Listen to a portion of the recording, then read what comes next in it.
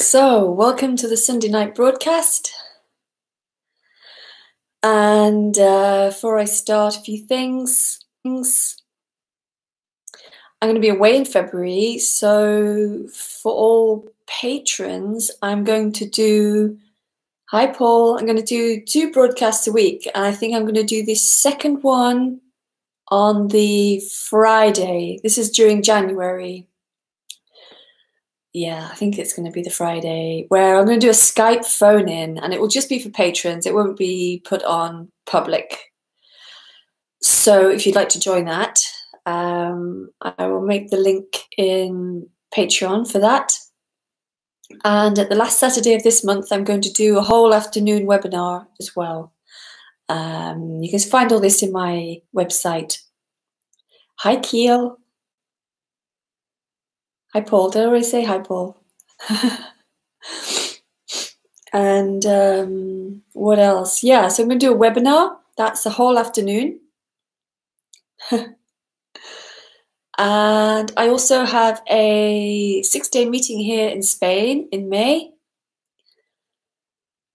I also do one-to-one Skype sessions for those who would like whole hour more intensive sessions than this. And what else? Oh yeah, if you'd like to attend these live broadcasts, the whole thing, you can sign up to Patreon. It's less than a cup of coffee a week in price. It's very cheap. And it's easy to do. And that's where I put all the links to everything. So you can find everything in there. Hi, Donnie.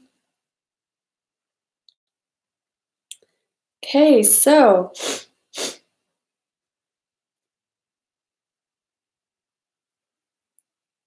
yeah, it'll be private, just a Patreon, so it won't be broadcast to the whole world.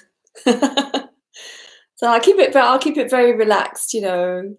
I won't do like anything formal, any introductions like this or anything. I'll just put Skype on, and I'll put my Skype link in Patreon as well, so people can find everything there.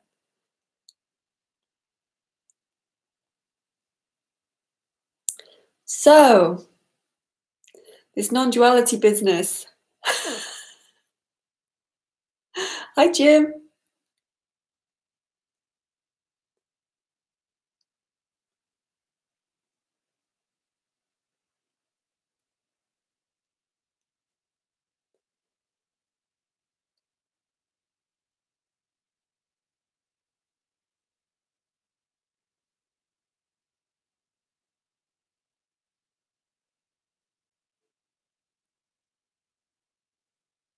I can never talk about what this is because you can't say what this is because it really is just sitting in a room. It really is very ordinary, but extraordinary too because it's a mystery. Nobody can say what this is because any body appearing in it is this. So it's already this before anyone can say anything. Oh, I'll let you know later, Phyllis. I'll tell you on Wednesday what to do. It's quite easy.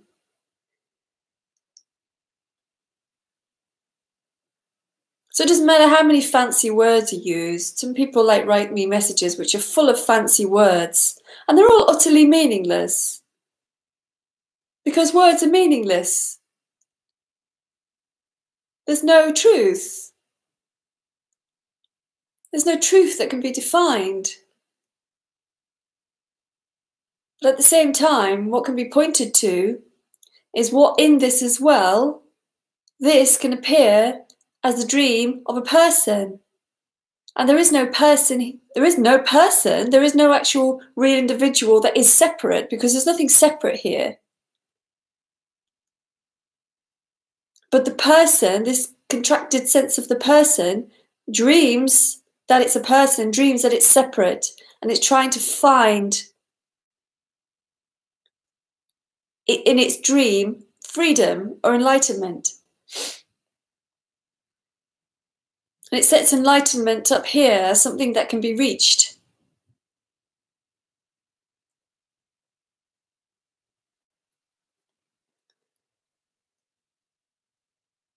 It puts this in this idea of enlightenment is, or freedom, is I can get there, and when I'm there, there'll be no duality anymore. But what it doesn't realize is that the appearance of the person is already what is. It is already free. But it also, freedom can appear as pointing to that dream. It can be revealed. It can be recognized as such. Oh, hi, Anne.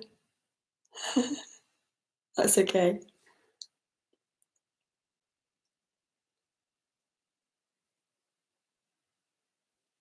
And what a wonderful revelation it is.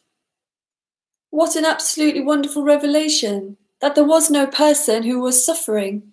Suffering is only in the realm or the dream of the person. Otherwise, there is no suffering. And I know the person wants that. But you see, it's not anybody there is nobody who doesn't suffer. It's not like there's suddenly rendered this person who's not suffering. Of course, the human can take a beating from life, because life is unpredictable. All forms in life are subject to circumstances. So the human can get ill, the human can get hurt, the human can get disappointed. But you see, all these things never stick, because once they're over, they're over. And what the person does, the suffering of the person puts that into its story. I'm suffering. And now I've failed. And now I have to try and find enlightenment again. There's suddenly this sort of sense of peace and stillness. Or what can be described as a glimpse. And then it goes off looking for that, goes running after the glimpse. As if that glimpse ever happened to anybody. But it didn't, because nothing happens to anyone. Anything that is this one life. And it's not separated out as me's and no ones and some ones and states, peace, not peace, thoughts, no thoughts. All these ideas are in the realm of the dream of somebody. It's like the human is dreaming, it's a person. Life is dreaming, it's a person. Doesn't matter if the life appears as a plant or appears as a human.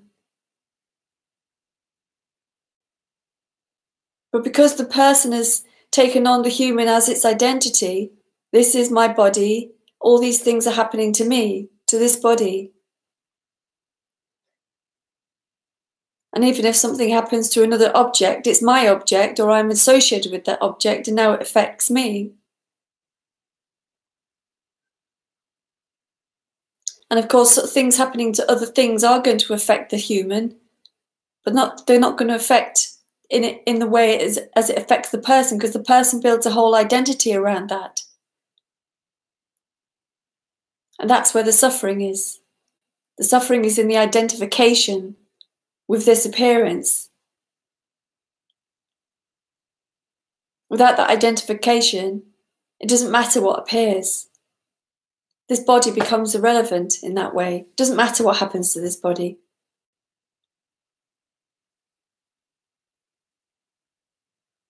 It doesn't matter this body's going to get old and die. It just doesn't matter. It doesn't belong to anybody. None of this belongs to anybody. It's free. There's no distance in it. The distance is imagined. Me and the plant. Me and enlightenment. The distance is dreamt up.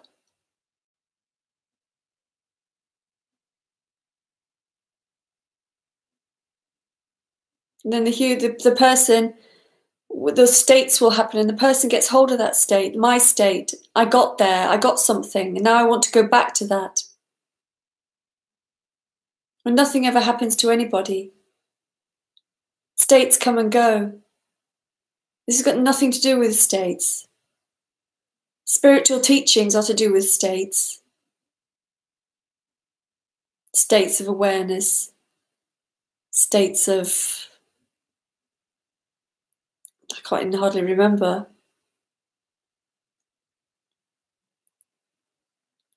No thought.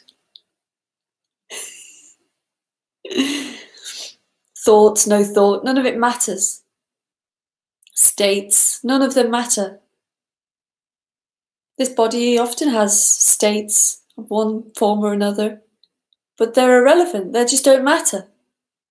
Nothing matters. Doesn't mean that this human doesn't care about things. Of course it cares about things. But it was caring about things anyway. The child will care about things, but there'll be no person in the child that will care about things, but without that identification. It's the identification with caring.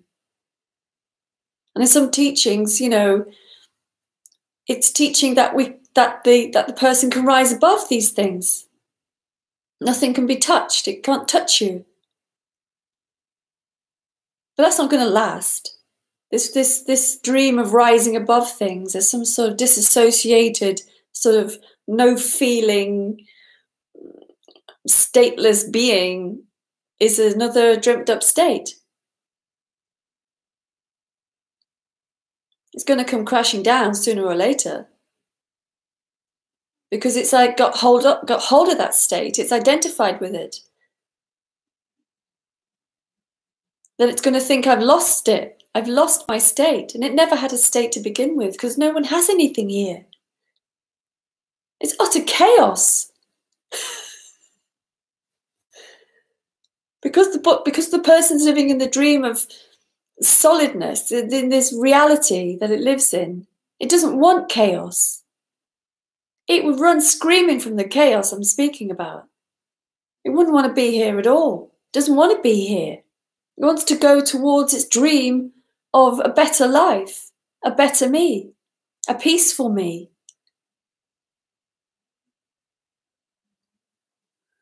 The carrot of enlightenment, the carrot of freedom. But because it lives in the world of separation, it can only put those dreams it has in the dream of separation.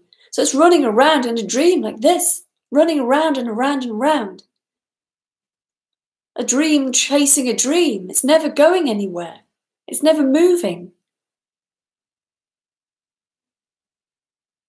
It just thinks it's moving because it puts all these things into a story of time and feels like it's moved, but it's not moved.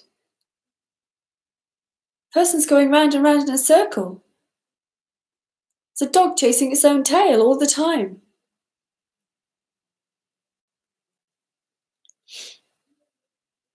As we all know.